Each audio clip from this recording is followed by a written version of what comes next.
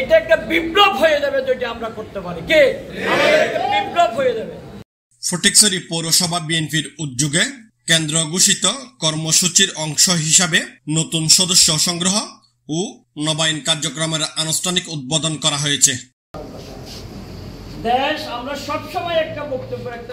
গতকাল 13 আগস্ট বিকালে ফটিকছড়ি পৌরসভার বিবিরহাট এলাকায় একটি কমিউনিটি সেন্টারে প্রধান অতিথি হিসেবে উপস্থিত থেকে এই কার্যক্রমের উদ্বোধন করেন চট্টগ্রাম উত্তর জেলা বিএনপির সাবেক যুগ্ম আহ্বায়ক সরোয়ার আলমগীর।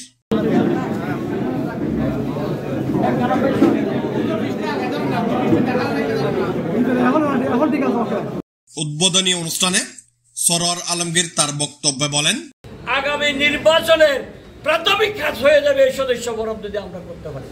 আমাদের সংসদ মেম্বার বলেছেন অত্যন্ত ইম্পর্টেন্ট কথা, আমরা মানুষের দ্বারগোড়ায় পৌঁছতে পারি না, আমাদের সংগঠন মানুষের দ্বারগোড়ায় নিয়ে যেতে পারি না। এখনো আমাদের উচিত আমাদের সিনিয়র নেতৃবৃন্দ যারা আছে, আমরা যারা এখানে উপস্থিত আছে সবাই আমাদের দলের নেতা। আজকে আমাদেরকে শপথ নিতে হবে, আজকে আমাদেরকে শপথ নিতে হবে, একটি শপথ, বাংলাদেশের মানুষের দ্বারগোড়ায় যেতে হবে, আগামী নির্বাচনের জন্য প্রস্তুতি নিতে হবে। আগামী দিনের বাংলাদেশ কিরকম হবে তারেক রহমান ঘোষিত 31 দফার ভিত্তিতে আগামী দিনের বাংলাদেশ এটা মানুষের কাছে পৌঁছে দিতে হবে। এটা যদি আমরা মানুষের কাছে পৌঁছে দিতে পারি 31 দফা, ইনশাআল্লাহ আগামী নির্বাচনে যে একটা বিশাল দেওয়াল অপেক্ষা করতেছে এই দেওয়ালটা আমরা ইনশাআল্লাহ পার হতে পারবো।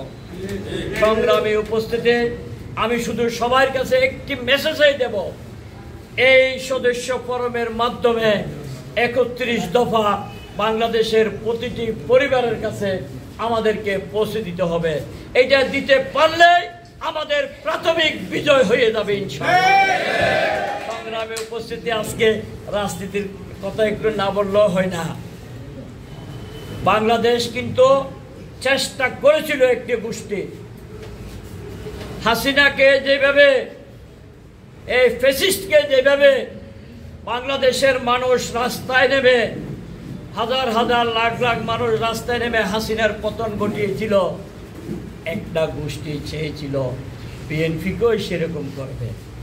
অনুপ্রবেশকারী বিএনপি, 5ই আগস্টের পরের বিএনপি, তারা বিভিন্নভাবে বিভিন্ন রকম অন্যায় করতেছে। এই অন্যায়গুলোর জন্য যখন আমাদের দলের ভারপ্রাপ্ত চেয়ারম্যান তারেক রহমান যে সিদ্ধান্ত দিয়েছেন, সিদ্ধান্ত মোতাবেক তাদেরকে দল থেকে বহিষ্কারের পর থানায় মামলা করে তাদেরকে জেলে নিয়ে যায়। এইটা করার পর ইনশাআল্লাহ ধীরে ধীরে আর অনুপ্রবেশকারীরাও বিএনপিতে ঢুকতে সাহস পাচ্ছে না।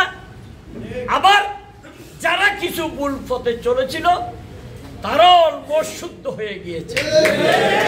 মিটফুটে যখন আমাদের দলের টাকার ব্যবসায়িক বাগবাটোয়ারার জন্য একজন লোককে হত্যা করল, তখন সারা বাংলাদেশে বিভিন্ন শিক্ষা প্রতিষ্ঠানে গাপ্পি মেরা টাকা, যারা নাম বলতে ভয় পায়, তারা চেয়েছিল বিএনপির বিরুদ্ধে একটি আন্দোলন করার জন্য। বন্ধুরা, আপনাদেরকে বাংলাদেশের মানুষ চিনে।